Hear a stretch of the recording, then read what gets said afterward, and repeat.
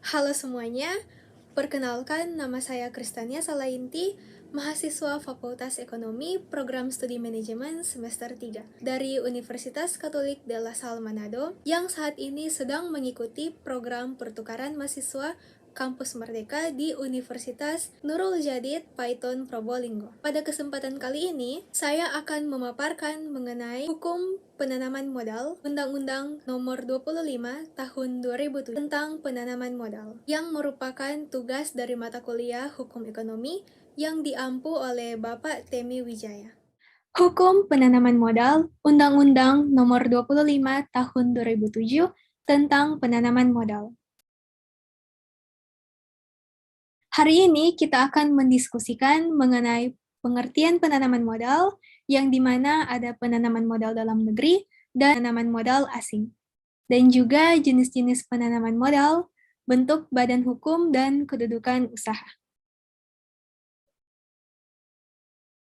Pengertian penanaman modal. Dalam pasal 2 Undang-Undang Nomor 25 Tahun 2007 tentang penanaman modal dikatakan, ketentuan dalam undang-undang ini berlaku bagi penanaman modal di semua sektor di wilayah Republik Indonesia.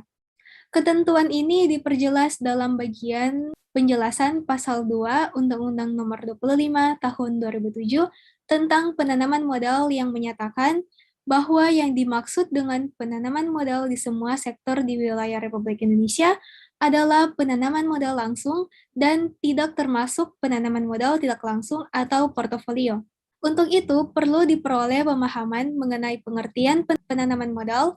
Pembatasan dan pemahaman pengertian penanaman modal berarti memberikan konsep yang jelas terhadap pengertian penanaman modal yang tujuannya untuk menghindari arti negatif terhadap keberadaan penanaman modal, khususnya modal asing.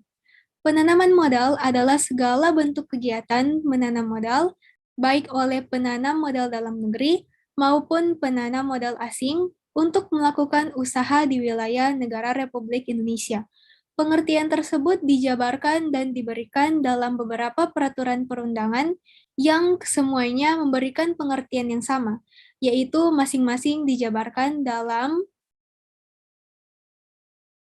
yang pertama, Pasal 1 Ayat 1 Undang-Undang Nomor 25 Tahun 2007 tentang penanaman modal, Pasal 1 Ayat 1 Peraturan Pemerintah Nomor 45 Tahun 2008 tentang pedoman pemberian insentif dan pemberian kemudahan penanaman modal di daerah.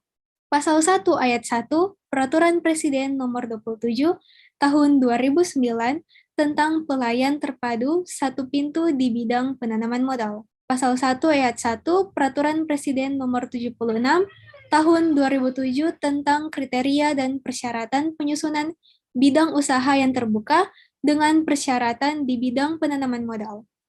Pasal 1 Ayat 8 Peraturan Menteri Perdagangan Nomor 45 Tahun 2009 tentang angka pengenal importir atau disingkat dengan API. Dan yang terakhir, Pasal 1 Ayat 1 Peraturan Kepala BKPM Nomor 12 Tahun 2009 tentang pedoman dan tata cara permohonan penanaman modal. Menurut Komarudin, yang dikutip oleh Hulman Panjaitan, merumuskan penanaman modal dari sudut pandang ekonomi dan memandang investasi sebagai salah satu faktor produksi di samping faktor produksi lainnya. Pengertian investasi dapat dibagi menjadi 3 pengertian, yaitu yang pertama, suatu tindakan untuk membeli saham, obligasi, atau suatu penyertaan lainnya. Yang kedua, suatu tindakan memberi barang-barang modal. Dan yang ketiga, pemanfaatan dana yang tersedia untuk produksi dengan pendapatan di masa yang akan datang. Penanaman modal dalam negeri. Penanaman modal dalam negeri menurut ketentuan Pasal 1 Ayat 5 Undang-Undang Nomor 25 Tahun 2007 dan Pasal 1 Ayat 5 Peraturan Presiden Nomor 76 Tahun 2007 tentang kriteria dan persyaratan penyusunan bidang usaha yang tertutup dan bidang usaha yang terbuka dengan persyaratan di bidang penanaman modal. Yang dimaksud dengan penanaman modal dalam negeri adalah kegiatan menanam modal untuk melakukan usaha di wilayah negara Republik Indonesia yang dilakukan oleh penanam modal dalam negeri dengan menggunakan modal dalam negeri. Penanaman modal asing dalam Undang-Undang Nomor 25 Tahun 2007 tentang penanaman modal dalam Pasal 1 Ayat 3 dan Pasal 1 Ayat 5 Peraturan Presiden Nomor 76 Tahun 2007 tentang kriteria dan persyaratan penyusunan bidang usaha yang tertutup dan bidang usaha yang terbuka memberikan pengertian dan definisi yang jelas mengenai penanaman modal asing sebagai berikut. Penanaman modal asing adalah kegiatan menanam modal untuk melakukan usaha di wilayah Republik Indonesia yang dilakukan oleh penanaman modal asing, baik yang menggunakan modal asing sepenuhnya maupun yang berpatungan dengan penanaman modal dalam negeri. Jenis-jenis penanaman modal. Penanaman modal yang dimaksud dalam Undang-Undang Nomor 25 Tahun 2007 tentang penanaman modal adalah penanaman modal asing dan penanaman modal dalam negeri.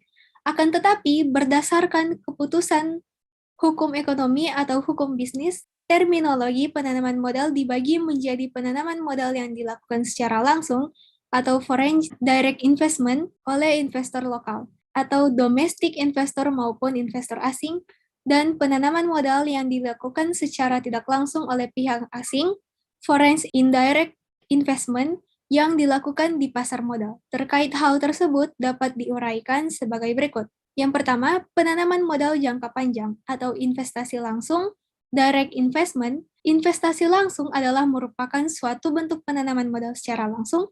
Dalam hal ini, pihak investor langsung terlibat aktif dalam kegiatan pengelolaan usaha dan bertanggung jawab secara langsung apabila terjadi suatu kerugian. Investasi tidak langsung atau indirect investment atau dikenal dengan portfolio investment.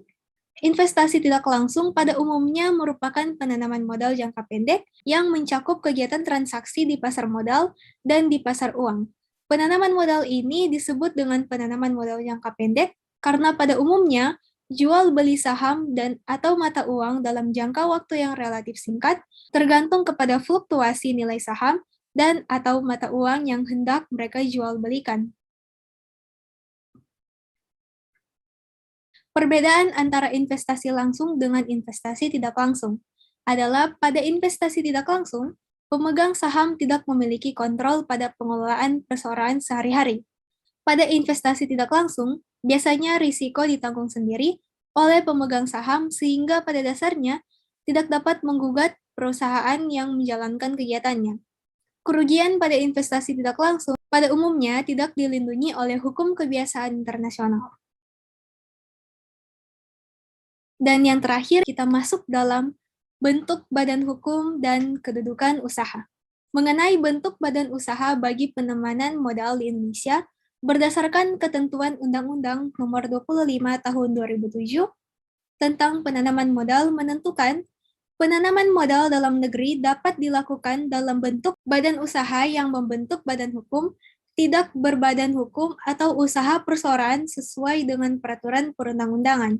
Penanaman modal asing wajib dalam bentuk perseroan, terbatas berdasarkan hukum Indonesia, dan berkedudukan di wilayah negara Republik Indonesia, kecuali ditentukan lain oleh undang-undang. Penanaman modal dalam negeri maupun asing yang melakukan penanaman modal dalam bentuk perseroan terbatas dilakukan dengan mengambil bagian saham pada saat pendirian perseroan terbatas, membeli saham, melakukan cara lain sesuai dengan ketentuan peraturan perundang-undangan. Itu saja yang bisa saya sampaikan mengenai hukum penanaman modal, Undang-Undang Nomor 25 Tahun 2007 tentang penanaman modal. Terima kasih.